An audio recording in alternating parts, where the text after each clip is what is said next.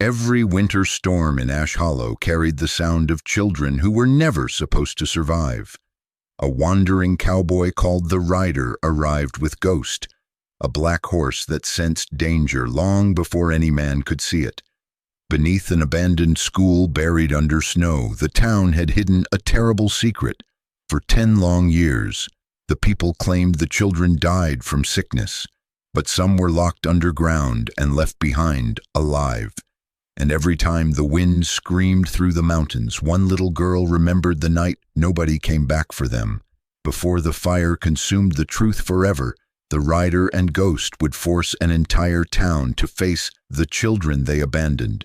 Before tonight's story begins, tell me where you're watching from, and don't forget to like, subscribe, and ride with us on The Rider Without Home. The first snowstorm of winter found the Rider and Ghost somewhere north of the Arizona territory, riding through endless white wind beneath a sky the color of old iron. Snow collected across the shoulders of the Rider's long, dark leather coat and melted slowly against the black mane of Ghost, the tall American quarter horse that had carried him across more dying towns than he cared to remember. The Rider sat quietly in the saddle, broad shoulders bent slightly against the cold wind, his weathered face half hidden beneath the brim of a dusty charcoal Stetson. Deep lines cut across his sunburned skin, and his tired, gray-brown eyes carried the same distant look of a man who had spent too many years leaving places behind before sunrise. Ghost moved carefully through the snowdrifts with the instinctive caution that had saved both their lives more times than the Rider could count. The black horse was powerful and lean, with intelligent dark eyes that never stopped watching the world around him. Lately, Ghost had become restless around towns where guilt lingered in the air, and as Ash Hollow appeared through the storm ahead, the horse slowed immediately. The town looked half buried beneath winter. Old mining buildings leaned crooked against the wind, their wooden walls gray with age and coal dust. Smoke barely rose from the chimneys. Most windows were already shuttered, even though daylight had not fully disappeared. Men with tired faces stood silently outside the saloon and watched the stranger ride in without greeting him. Many of them looked old before their time. Coal dust stained their coats and hands permanently black. Several walked with limps or carried the hollow stare of men who had seen war and returned with only part of themselves intact. Ghost suddenly stopped near the northern road. The Rider frowned slightly and loosened the reins. "What is it?" The horse refused to move. Ahead stood an abandoned schoolhouse at the edge of town. Its windows were boarded shut. Snow gathered across the broken roof, while dead swings creaked slowly in the wind outside the fenced yard. Ghost lowered his head and sniffed the cold air hard. His ears twitched sharply toward the building. Then the horse stepped sideways. Not fear, warning. The Rider felt it immediately. Ghost had reacted like this before storms, ambushes, and death, but never to an empty building. A drunk miner standing outside the saloon noticed the horse and muttered something under his breath. Another man quickly elbowed him quiet. Both men looked away from the schoolhouse almost instantly. That bothered the Rider more than the storm. He finally continued toward the center of town, eventually stopping outside the only boarding house still open. Warm lantern light glowed through frosted windows while wind rattled the hanging sign overhead. Inside, the heat smelled of stew, old wood, and coal smoke. The woman running the inn looked no older than 40, though grief had aged her beyond that. Clara Vane was tall and slender, with pale winter skin and tired green eyes that seemed permanently trapped between sadness and caution. Long chestnut hair with faint silver strands rested loosely against her shoulders. She wore a dark wool dress beneath a faded cardigan, and her quiet movements carried the exhaustion of someone who had spent years surviving instead of living. "You're late coming through these roads," she said softly while taking off her apron. "Storm's getting worse." The Rider nodded once. Need a room for the night. Clara glanced toward Ghost through the frosted window. Horse seems uneasy. He usually has reason. Something flickered across her face at that answer. Fear, not surprise. Before she could respond, the front door opened again. Cold wind swept through the room as Sheriff Holt entered from outside. The old sheriff was large and heavy-shouldered, wearing a worn black coat stretched over a thick winter vest. His gray mustache was rough and uneven, and deep scars crossed one side of his weathered jawline. Holt walked with the stiffness of an aging soldier whose body never fully recovered from war.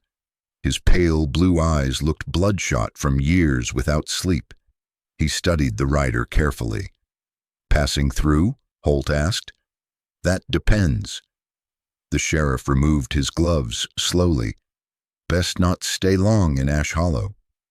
The rider noticed Holt glance briefly toward the northern part of town, toward the schoolhouse. The silence after that lasted too long. Then Ghost suddenly slammed one hoof outside, hard. The rider turned toward the window immediately. A little girl stood alone across the snowy street. She looked no older than 9, thin, pale, small enough that the winter wind nearly pushed her sideways. Messy dark hair hung around a narrow face far too serious for a child. She wore an oversized gray coat patched repeatedly at the elbows and held an old cloth doll missing one eye. Snow gathered across her boots while she stared silently toward the boarding house. Ghost watched her intensely. Then the horse calmed. Completely. The rider stepped outside. The girl did not run. "What's your name?" he asked. "Lucy." Her voice barely rose above the wind. Ghost approached slowly until standing beside her. The horse lowered his head gently toward the child, while Lucy rested one small hand against the black mane without fear. The rider noticed something strange immediately. Ghost trusted her, not cautiously, instinctively. A group of drunken miners exited the saloon nearby. One of them laughed bitterly when he saw Lucy. "She shouldn't be out here," another man muttered. "Thought Clara kept her hidden." Ghost reacted instantly. The black horse pinned his ears back and stepped aggressively between the men and Lucy, muscles tightening beneath his dark coat. One miner tried reaching toward the child. Ghost nearly bit his hand. The men backed away immediately. Even Holt looked disturbed. Lucy said nothing else. She simply turned and disappeared into the snowstorm between the buildings. But the rider noticed the way people watched her leave. Not pity. Fear. That night the storm worsened. Wind screamed through Ash Hollow hard enough to shake the boarding house walls. Around midnight, Ghost began kicking violently inside the stable. The rider woke instantly. He grabbed his coat and lantern before stepping into the blizzard. Ghost was already outside, waiting. The horse immediately started moving north through the snow. The rider followed, past the schoolhouse, past the frozen fence line, toward a small cemetery hidden behind the hill. Rows of tiny wooden grave markers leaned beneath thick snowdrifts, children's graves. Ghost stopped at one particular grave and began digging furiously, snow flying beneath his hooves. The rider helped clear the frozen dirt until they uncovered a tiny coffin beneath the ground. The wood looked old, too old. The rider forced it open slowly, empty, no bones, no body, only darkness inside. Then he heard footsteps behind him. Lucy stood there holding her broken doll beneath the storm. Snow covered her hair and shoulders while her tired eyes stared toward the empty coffin. "They buried some of them before they died," she whispered. For a moment, even the wind seemed to stop. Then shouting echoed from behind the cemetery. 3 drunken miners pushed through the snow toward Lucy. "You ain't supposed to be here," one shouted. Ghost exploded forward instantly. The black horse reared violently between Lucy and the men, screaming into the storm while slamming his hooves against the frozen ground. The miners stumbled backward in panic as Ghost bared his teeth and forced them away from the child with terrifying fury. The rider grabbed Ghost's reins carefully, calming him before someone got killed. The men finally retreated into the storm, cursing under their breath. Silence returned slowly. The rider looked back toward the graves. That was when he saw the name carved into the nearest frozen marker, beneath the snow. Lucy Vane, died 10 years earlier. Morning came slowly to Ash Hollow beneath a gray sky, swollen with more snow. The storm from the night before had buried half the streets under fresh drifts, and smoke from the coal furnaces hung low over town like something too tired to rise any higher. The rider stood outside the boarding house, tightening Ghost's saddle straps, while cold wind moved through the narrow mining valley. He had barely slept. Every time he closed his eyes, he saw the tiny, empty coffin beneath the cemetery snow and the name carved into the frozen grave marker. Lucy Vane, dead for 10 years, yet alive enough to stand in front of him beneath the storm. Ghost seemed uneasy from the moment sunrise touched the hills. The tall black horse kept staring toward the northern side of town, where the abandoned schoolhouse waited beyond the frozen fence line. His ears twitched constantly, and every few minutes he exhaled sharply into the cold air, as though trying to warn the rider about something invisible. Clara Vane quietly stepped onto the boarding house porch, carrying a metal coffee pot wrapped in cloth to keep her hands warm. Up close in daylight, she looked even more exhausted than the night before. Thin shadows rested beneath her pale green eyes, and the silver strands in her chestnut hair seemed almost white beneath the snowlight. She moved carefully, like a woman who had learned long ago not to make noise that might attract attention. "You shouldn't keep digging into this town," she said softly while pouring coffee into a chipped tin cup. "Ash Hollow buried those years for a reason." The rider accepted the cup, but kept his eyes on Ghost. "Children don't end up in empty coffins by accident." Clara's hand trembled slightly. For a second, it looked like she wanted to say something else. Then the boarding house door opened behind her. Sheriff Holt stepped outside, already wearing his heavy winter coat and gun belt. The old sheriff looked worse than yesterday. His bloodshot blue eyes carried the hollow exhaustion of a man who had spent another sleepless night staring at ghosts only he could see. Coal smoke clung permanently to his clothes. Even his gray mustache smelled faintly of whiskey. "You planning to visit the school?" Holt asked. The rider did not answer immediately. That was answer enough. The sheriff sighed heavily. "Place ain't safe anymore. Roof's rotting. Floors, too." "You worried about the building collapsing?" the rider asked quietly. "Or what's still inside?" Holt's jaw tightened. The silence between them grew sharp. Then Ghost suddenly jerked his head toward the north road again. The horse had already decided. The rider mounted up without another word. The abandoned schoolhouse stood alone at the edge of Ash Hollow beneath layers of blowing snow. Broken swings creaked slowly beside the frozen yard while shattered windows stared blankly across the valley. The building looked less abandoned than forgotten, like something the town wanted winter itself to erase. Ghost stopped again before the front doors. The rider slid from the saddle carefully. The horse refused to enter. Instead, Ghost lowered his head and sniffed along the eastern wall of the building, pacing slowly through the snow while listening to something beneath the wind. The rider pushed open the swollen wooden doors. The smell inside hit him immediately. Dust, rotting wood, old sickness. Rows of tiny desks still sat where children had left them years ago. Small coats remained hanging beside the walls beneath layers of dust and spiderwebs. A cracked chalkboard still displayed unfinished arithmetic lessons, written by a hand long dead. Near the windows sat scattered toys blackened by coal smoke and winter dampness.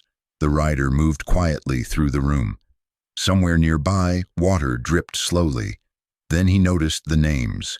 Children's names still written across the board in faded chalk, none erased, as though someone expected them to return after winter ended. Outside, Ghost suddenly slammed one hoof hard against the wall. The rider stepped into the hallway. The horse stood frozen beside the eastern corridor, staring downward, listening. Then Ghost pawed violently at the floorboards. Again and again. The rider knelt carefully beside the warped boards. Cold air leaked upward through cracks in the wood. Somewhere beneath the floor came a faint, hollow echo. A tunnel. Before he could pry the boards loose, another voice spoke behind him. "You hear them too sometimes." Lucy stood at the far end of the hallway, holding her old cloth doll against her chest. She looked even smaller inside the empty school. Snow clung to her boots while strands of dark hair blew softly around her pale face. Her brown eyes carried the strange calmness of children forced to grow old too early. "The wind," she whispered, "when it moves under the floors." The rider watched her carefully. "You've been here before." Lucy nodded once. "A lot." She slowly walked toward one of the classrooms. Ghost immediately moved beside her protectively. The rider noticed the horse's behavior again. Ghost did not act like Lucy frightened him. He acted like she was wounded. Inside the classroom, Lucy stopped beside a rusted iron stove. "They locked them here first," she said quietly. The rider frowned slightly. "Who?" "The sick children." For the first time, emotion entered her voice. Not anger, not fear. Memory. Lucy explained slowly while snow hissed against the windows outside. 10 years earlier, a brutal winter storm had trapped Ash Hollow beneath weeks of snow while a deadly lung fever spread through the mining settlement. Children became sick first. The mine owners panicked. If the disease spread through the miners, the coal operation would collapse and the entire town would starve before spring. So the sheriff and mine bosses quarantined the sick children inside the schoolhouse. At first, the adults promised food and medicine. At first, they intended to come back. But the storms grew worse. Coal production dropped. Food disappeared. And fear slowly became stronger than mercy. The healthy miners got the wood, Lucy said quietly while staring at the dead stove. The children got whatever was left. The rider felt something heavy settle inside his chest. Not evil, cowardice, which was often worse. Then Ghost suddenly jerked backward violently. The horse slammed his body into the rider hard enough to throw him sideways across the floor. A second later, the ceiling collapsed exactly where he had been standing. Wood and frozen plaster exploded downward in a cloud of dust. The rider coughed hard while Lucy stared silently at Ghost. The horse had heard the collapse before any human could. Rehook. For a long moment, nobody moved. Snow drifted through the broken roof while Ghost stood protectively over both of them, breathing hard into the frozen air. Lucy slowly reached toward the horse's neck. "He always knows first," she whispered. The rider looked up at Ghost through the falling dust. The horse's dark eyes remained fixed on the floorboards beneath the eastern hallway. Still warning, still listening. After the dust settled, Ghost returned immediately to pawing at the old wood near the corridor.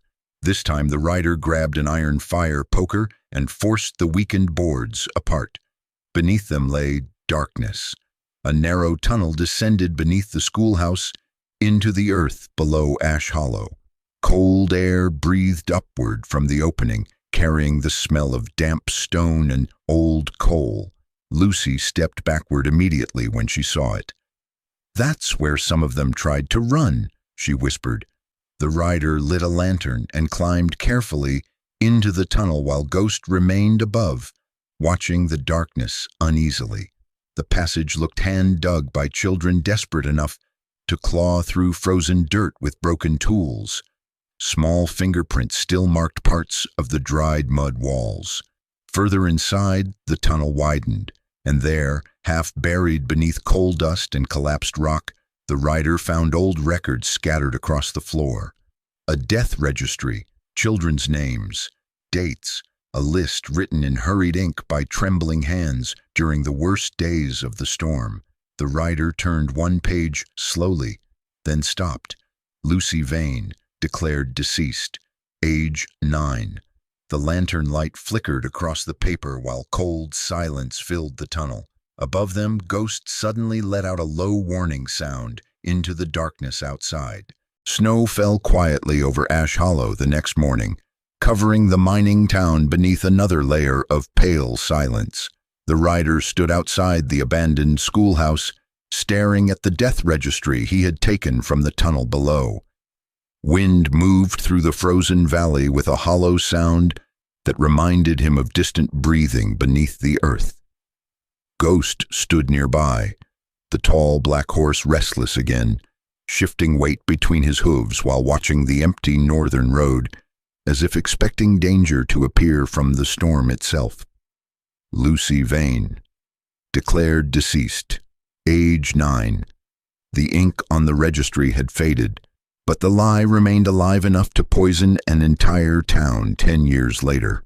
The rider folded the papers slowly and slipped them beneath his coat.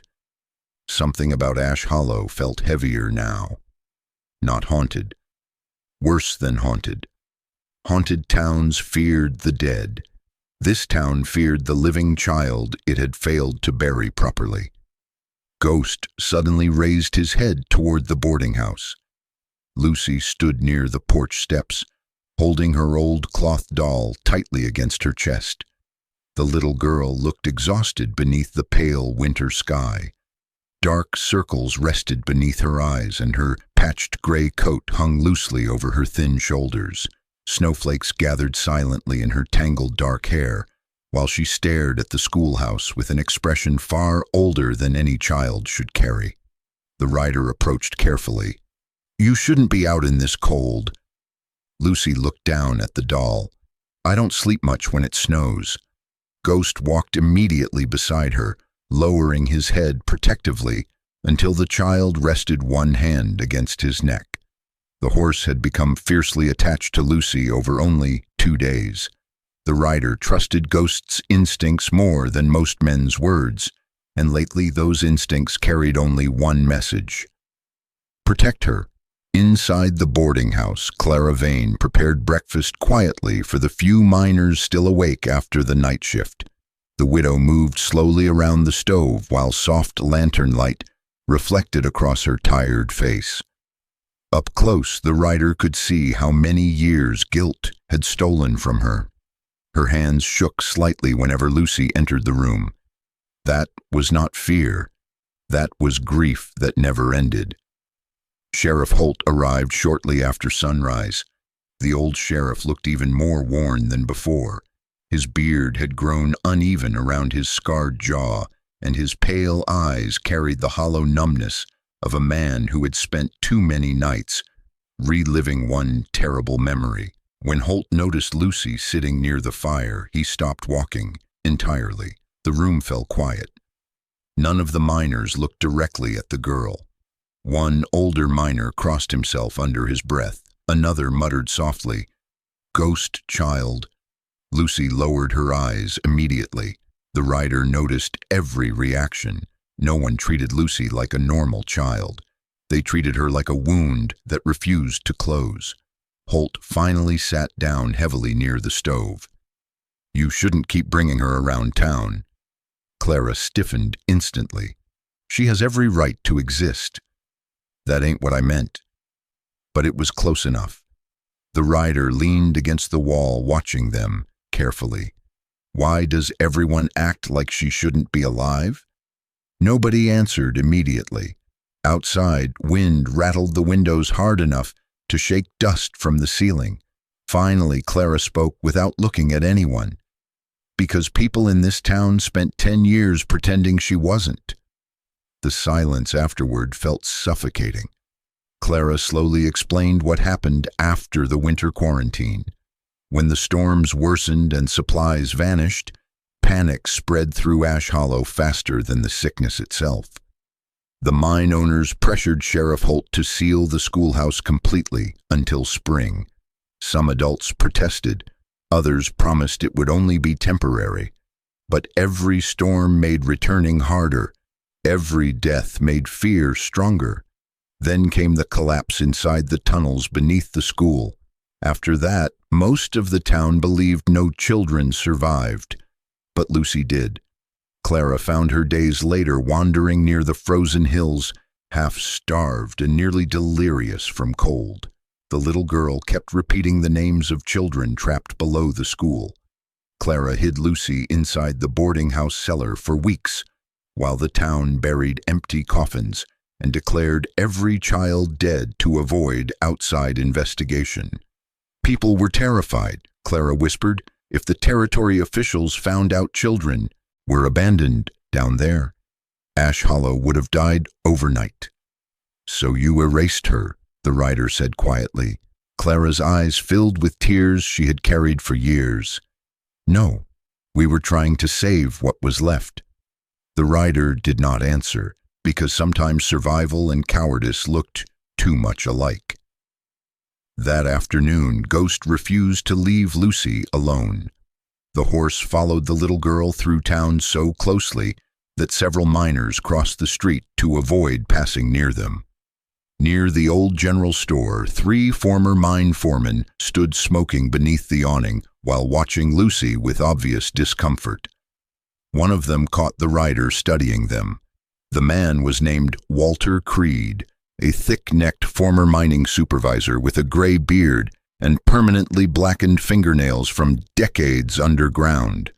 A jagged scar crossed his nose, and his cold brown eyes carried the defensive hostility of a man who had spent years justifying terrible decisions. "She shouldn't be walking around here," Creed muttered. Ghost reacted instantly. The black horse pinned his ears back and stepped aggressively between Creed and Lucy, forcing the older man backward into the snow. The miners froze immediately. Ghost's anger was different around these men, not fear, recognition. The writer felt it too. That night, Sheriff Holt finally confessed the truth he had avoided since the stranger arrived. Inside the dim sheriff's office, Holt poured whiskey into trembling hands while snow drifted outside the frosted windows. His heavy face looked exhausted beneath the lantern light. "Some of those children didn't die from sickness," Holt admitted quietly. "They died trying to get out." The writer remained silent. Holt stared at the floor. The mine owners ordered the eastern doors chained shut after some children tried escaping during the storm. Said panic would spread if the healthy families saw sick kids wandering town. His voice nearly broke after that. One boy broke his arm trying to climb through a window. Another froze outside before we found him. God help me, some of them died clawing at those locked doors. The writer felt anger settle deep inside his chest. Not explosive anger, the colder kind, the kind that stayed. Rehook. Near midnight, Ghost suddenly became restless again. The horse stomped hard outside the boarding house and refused to calm down until the rider followed him back toward the abandoned school. Snow blew violently through the empty yard while Ghost moved directly toward the old principal's office at the rear of the building. Then the horse stopped beside a bookshelf, half collapsed against the wall. Ghost pawed once at the floor beneath it. The rider shoved the shelf aside. Behind it waited a narrow, hidden staircase descending into darkness. Cold air rose upward, carrying the smell of rust and old wood. Ghost refused to let Lucy follow. The horse physically blocked the child from approaching the stairs. The rider lit a lantern and descended alone. The room below had once been used for storage. Small desks and broken chairs sat scattered across the floor beneath thick dust. But near the far wall stood something else. A heavy iron lock bolted to a wooden door. The chain beside it had rusted almost black with age. The rider stepped closer slowly. Then the lantern light revealed dark stains still dried across the metal. Old blood. Children's blood. Above him, Ghost suddenly released a low warning growl into the darkness overhead. The storm returned before dawn, swallowing Ash Hollow beneath another curtain of snow and freezing wind. The rider stood alone outside the abandoned schoolhouse, while weak lantern light flickered behind him through the blowing white darkness. Beneath his boots, the hidden tunnel under the school breathed cold air upward from the earth, like the lungs of something buried but not fully dead. Ghost waited nearby, tense and restless, black mane shifting sharply in the wind while his ears twitched toward the mountains above the old mining shafts. The rider had seen enough dying towns to understand one thing clearly: people rarely buried the truth completely. Eventually it leaked upward through cracks, and in Ash Hollow the cracks were beginning to widen. Lucy stood near the school fence, clutching her worn cloth doll tightly beneath her coat. Snowflakes clung to her tangled dark hair, while exhaustion hollowed her pale young face. For most of her life she had lived hidden from the town around her, and now that the truth was surfacing, fear followed her everywhere like a shadow she could no longer escape. "You don't have to go back down there," the rider told her quietly. Lucy looked toward the mountains instead of him. "Part of me never came back out."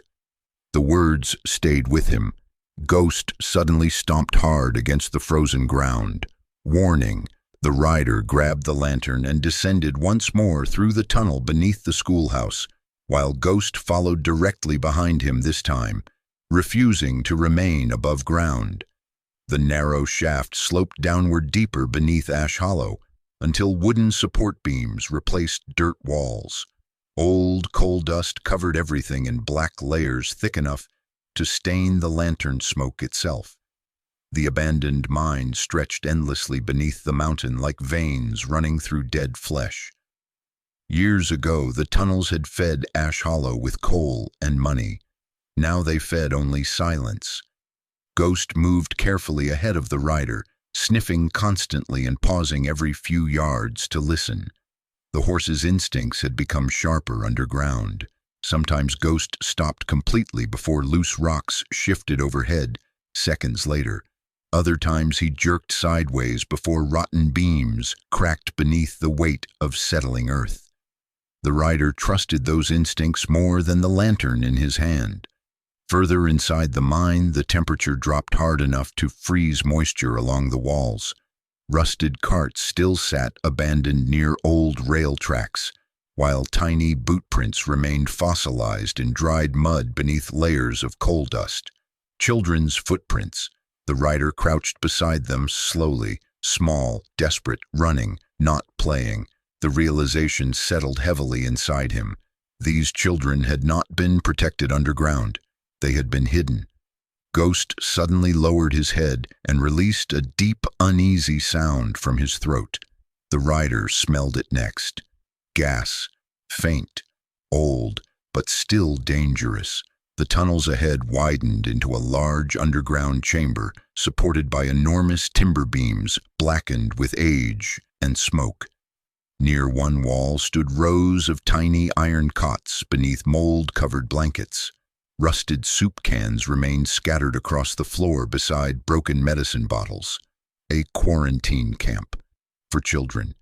The rider felt anger rise quietly inside his chest.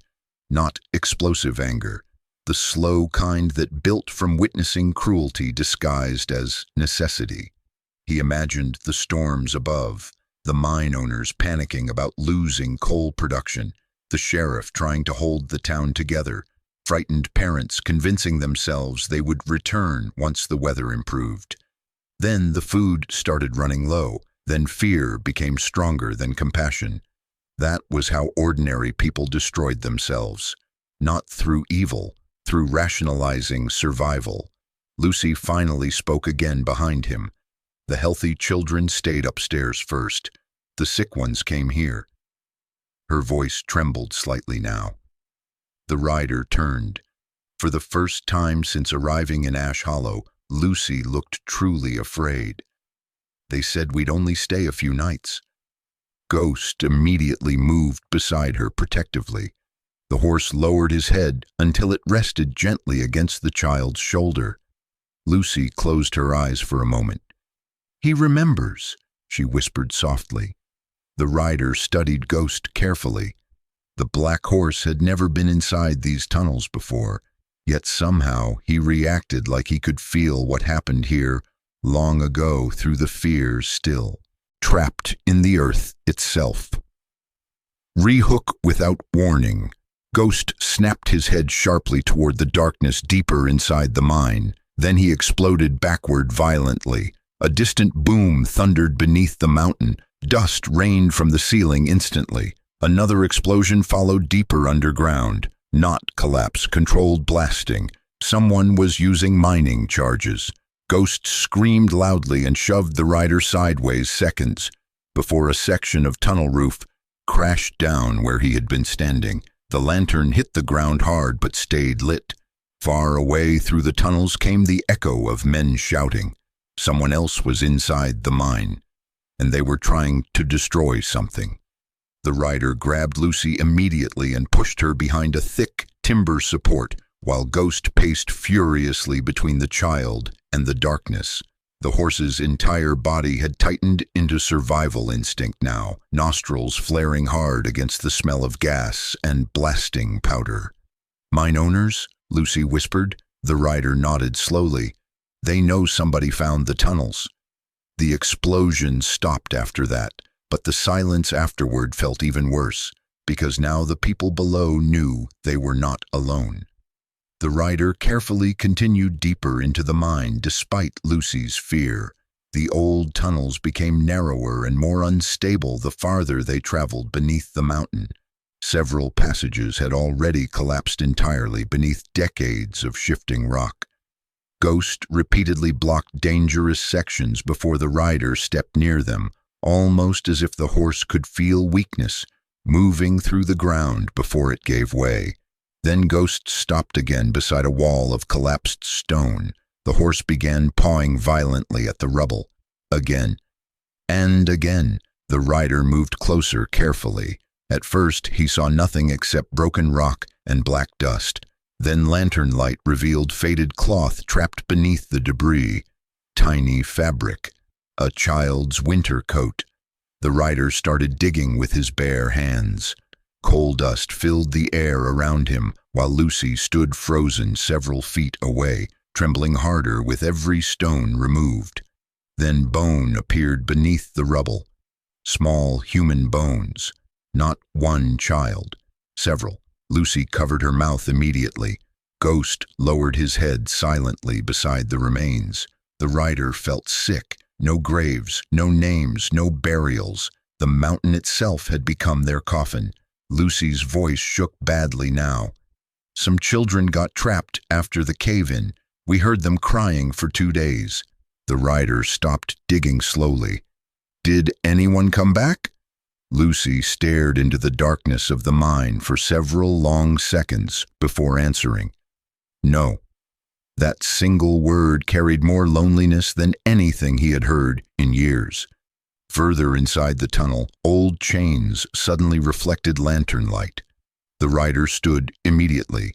A heavy iron door remained partially buried beneath collapsed beams near the far wall. Rust covered most of the metal, but the chain around the handle remained visible, wrapped tightly from the outside. Ghost backed away uneasily. The rider approached slowly through the dust and silence. Then he saw it clearly. The iron chain had once been secured with a massive padlock, not to keep something out, to keep children inside. Above them, wind howled through cracks in the mountain, with a sound disturbingly close to distant crying. Only the truth left standing in the fire. The storm arrived just before nightfall. By sunset, Ash Hollow had disappeared beneath violent snow and screaming wind strong enough to shake the old mining buildings like loose bones. Lanterns flickered desperately behind frosted windows while Terrified townspeople hurried indoors before darkness fully swallowed the valley. Somewhere deep beneath the mountain, the earth itself groaned beneath old tunnels, weakened by time, moisture, and buried guilt. The rider stood outside the abandoned schoolhouse, watching Ghost carefully. The black horse had not rested all day. Ghost paced constantly through the snow, nostrils flaring hard against the freezing air while his ears twitched toward the northern hills above the mine shafts. Every instinct in the animal's body warned that danger was close now. The rider trusted that tension more than words. Lucy stood beneath the schoolhouse awning, holding her ragged cloth doll tightly against her chest. The little girl looked pale and exhausted beneath the stormlight. Fear hollowed her eyes deeper tonight. Every gust of wind through the valley reminded her of the sounds trapped inside her memories. "The wind sounds the same," she whispered quietly. The rider looked toward the mountain. "The same as what?" Lucy hesitated before answering. "The night they stopped coming back for us." That answer stayed with him. Behind them, Clara Vane emerged from the storm carrying blankets and supplies towards the boarding house cellar. The widow's face looked drained of all remaining strength. Snow clung to her dark chestnut hair, while cold wind reddened the pale skin beneath her tired green eyes. She had spent 10 years living beside guilt so heavy it had slowly shaped her entire existence. "People are scared," Clara said quietly. "The mine owners know the truth won't stay buried much longer." As if summoned by her words, hoofbeats suddenly echoed through town. 3 riders emerged through the snowstorm near the general store. Walter Creed led them. The former mining foreman looked older tonight, but harder too. Thick gray beard covered most of his weathered face, while coal dust permanently stained the deep cracks in his hands. Beside him rode 2 other former mine supervisors carrying rifles beneath heavy winter coats, and strapped behind one saddle rested crates of mining explosives. Ghost reacted instantly. The horse slammed both front hooves against the frozen ground and released a violent warning scream into the storm. Several townspeople nearby turned immediately toward the noise. Fear spread visibly through the street. Walter Creed's expression darkened the moment he saw Ghost standing near Lucy. "She shouldn't still be here," Creed muttered coldly. Ghost lunged forward so violently that the rider barely caught the reins in time. The horse knew, not the whole truth, but enough. Enough to recognize danger. Sheriff Holt arrived moments later through the snow, breathing hard beneath his heavy coat. The aging sheriff looked terrified in a way the rider had not seen before. His bloodshot blue eyes moved immediately toward the crates of explosives. "What the hell are you doing?" Holt demanded. Creed stepped closer. "Ending this before the territory hears about those tunnels." Holt's face went pale. "You can't blow the mine now. Half those shafts run under town. We ain't got a choice anymore."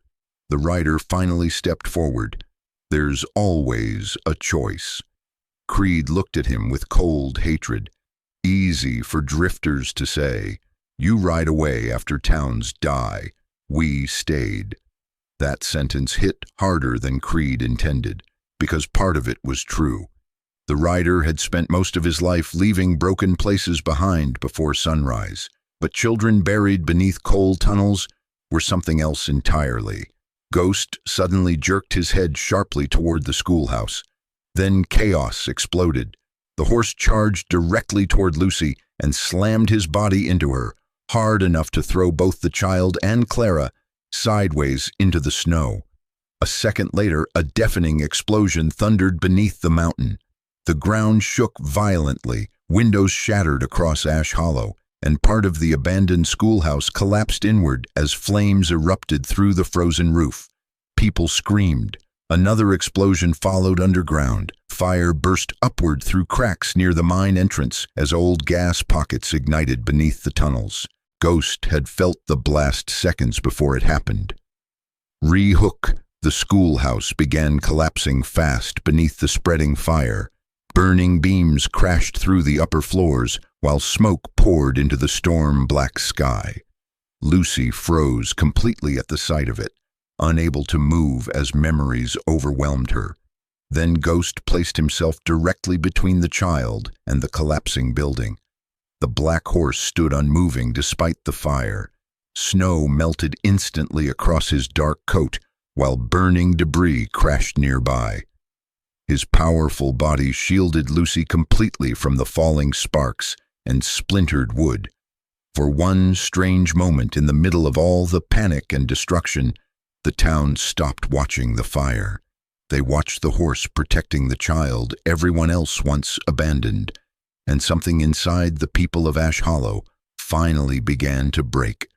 The rider rushed toward the burning entrance, while Sheriff Holt shouted for water and blankets. Smoke and snow swirled together across the schoolyard as terrified townspeople stumbled through the storm carrying buckets that would never be enough. Inside the collapsing building, flames spread quickly through the dry walls. The rider wrapped cloth across his mouth and pushed deeper into the smoke toward the tunnel entrance beneath the eastern hallway. Part of the floor had already collapsed completely. Another explosion rumbled underground. Ghost suddenly charged past him into the burning building. "Ghost!" The horse ignored him. Moments later, Ghost reappeared through thick smoke, dragging a frightened young miner by the coat sleeve.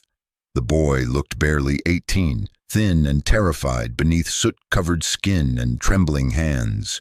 His blonde beard had only recently begun growing, and panic shook his entire body. "I didn't know people were still down there," the miner cried desperately. "Creed said we were just sealing the shafts." The rider shoved him toward the sheriff outside. "Get him clear."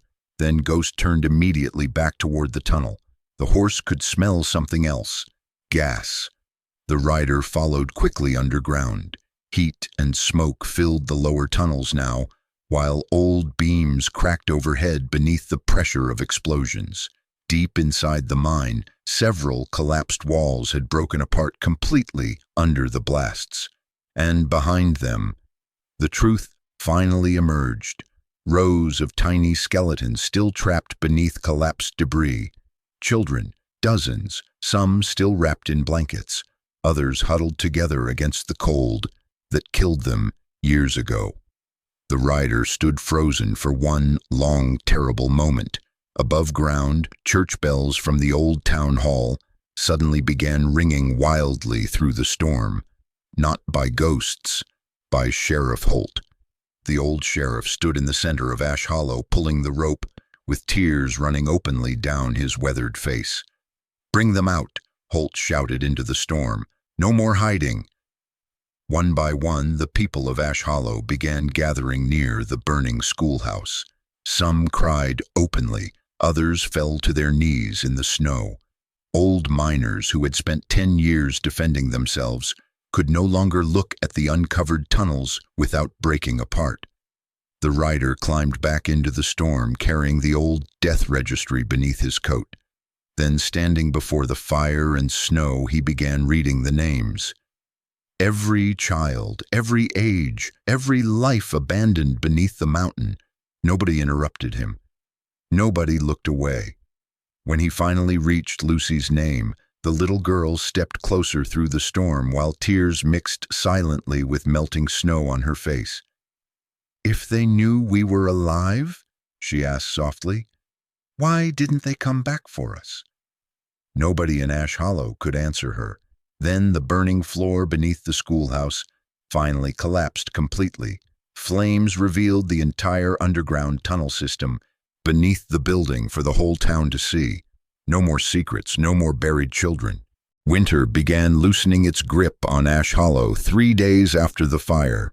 Snow still covered the valley, but the storms had finally weakened enough for sunlight to break through the clouds in pale silver streaks across the mountains. Smoke no longer rose from the ruins of the old schoolhouse. What remained now was blackened timber, frozen mud, and the exposed tunnels beneath the hill where the truth had slept for 10 years. For the first time since arriving in Ash Hollow, The rider noticed silence without fear inside it. The town had changed, not healed, not yet, but changed. Men who once crossed the street to avoid Lucy now lowered their eyes in shame whenever the child walked past them. Windows stayed open longer into the evening.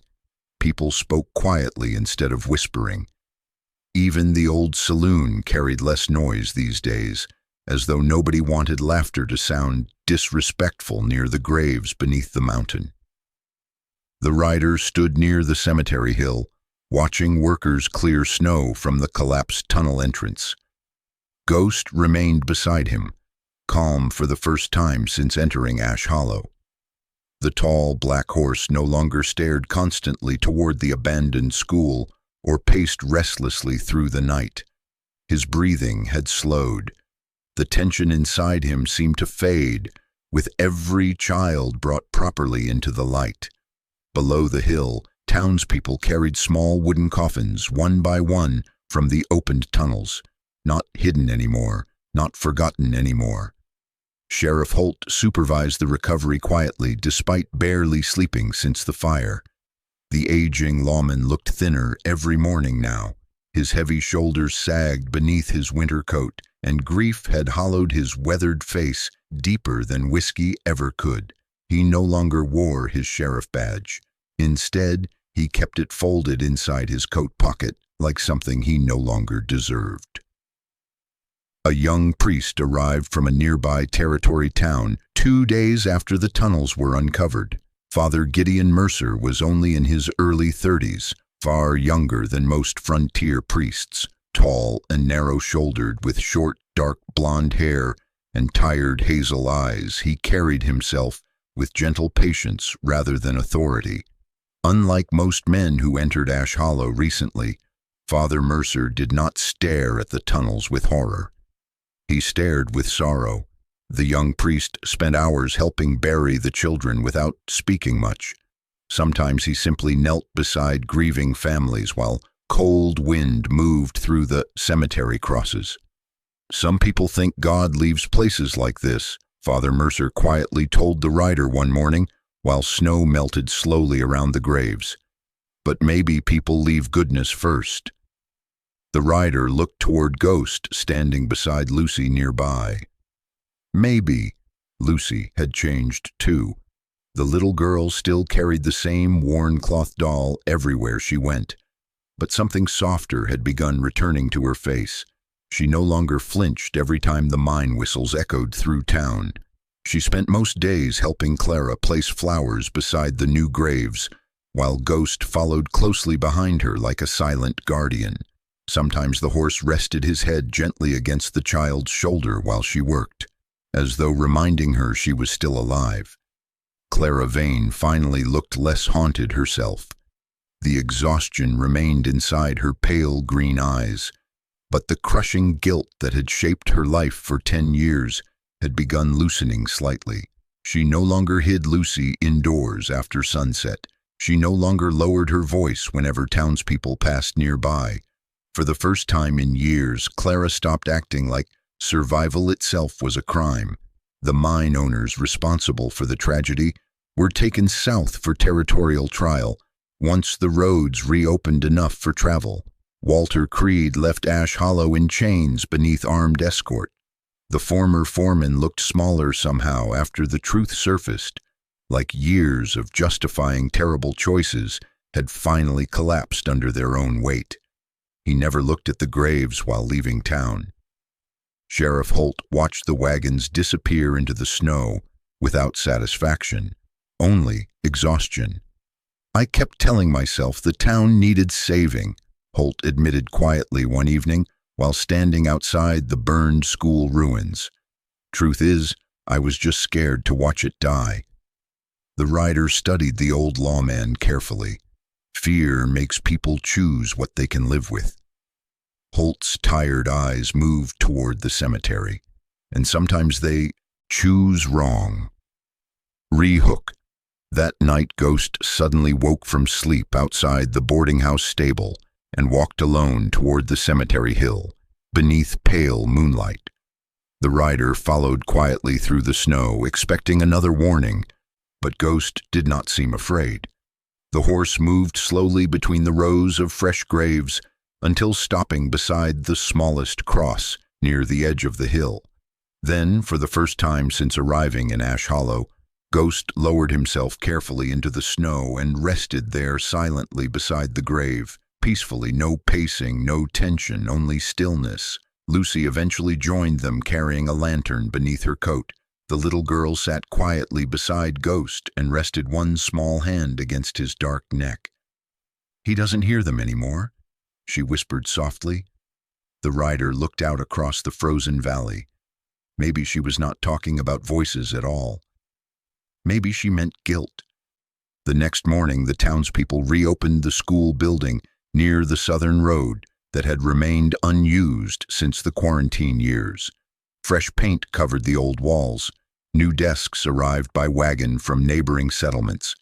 Children from nearby ranches slowly returned to Ash Hollow for lessons again. The sound of children laughing in town felt almost unnatural at first. Several adults cried openly, hearing it. The rider watched from across the street while Ghost stood beside Lucy near the schoolyard fence. The horse's ears twitched calmly toward the laughter, without the nervous tension he once carried. Ash Hollow finally sounded alive again. Days later, the snow began melting faster along the mountain trails. Time to leave. The rider saddled Ghost quietly before sunrise, while cold blue light spread across the valley. The black horse stood patiently, while steam drifted from his breath into the morning air. Hanging beside the saddle already rested the memories of other towns. The small seed pouch from Dry Creek, the silver fragment from Black Hollow, the old cowbell from Red Hollow, and the burned church rope from San Mercy. Lucy approached slowly through the snow, carrying something small, wrapped carefully in cloth. The little girl looked different now, still thin, still quiet, but lighter somehow. Her eyes no longer carried the same trapped fear from the night. The rider first saw her standing alone in the storm. She held out the bundle carefully. Inside rested a tiny silver wind chime, made from old children's spoons tied together with faded string. "My mother made it before the winter," Lucy said softly, "for the schoolyard." The rider accepted it quietly. The metal pieces chimed softly in the wind, not sad, gentle. He tied the wind chime beside the other objects hanging from Ghost's saddle. For a moment the sounds blended together softly beneath the morning wind, like distant memories traveling with them down every road. Lucy suddenly hugged Ghost tightly around the neck. The horse stood perfectly still beside her. Then something happened. The rider had never seen before. Lucy smiled, not politely, not carefully, a real smile. Small, uncertain, but real enough to make Clara begin crying silently behind her. The rider mounted Ghost slowly while sunrise spread pale gold light across the snowy valley. "You gonna keep riding?" Lucy asked. "That's usually how roads work." She nodded thoughtfully at that answer. Then Ghost turned south, toward the open trail beyond Ash Hollow. The rider glanced back one final time. Children crossed the schoolyard behind him, laughing softly beneath the melting snow, while fresh grave markers stood peacefully along the hill beyond town. Ash Hollow would never escape what happened there, but maybe it no longer needed to hide from it either. The rider tipped his hat once toward Lucy. Then he and Ghost disappeared slowly into the pale winter sunrise, the silver wind chime gently ringing beside the saddle with every step into the endless road ahead. Sometimes the greatest miracles are not fire from the sky or voices in the dark. Sometimes a miracle is simply the moment people finally choose truth over fear, compassion over survival, and love over silence. Ash Hollow was not saved by perfect people. It was saved when broken people finally admitted what they had done and chose to carry the pain together instead of burying it alone. Maybe that is how God still works in our lives today. not by erasing the past, but by giving us the strength to face it, confess it, and become better because of it. There are people around us every day who feel forgotten, abandoned, or invisible, just like those children beneath the snow. Sometimes the smallest kindness, the smallest act of protection, can become the miracle that saves someone's life. If this story touched your heart, share where you are watching from and tell us what part stayed with you the most. Don't forget to like, subscribe, and continue riding with the rider and ghost through the forgotten towns still waiting for light. May God watch over you, protect your family, heal the burdens you carry, and guide your path through every storm ahead.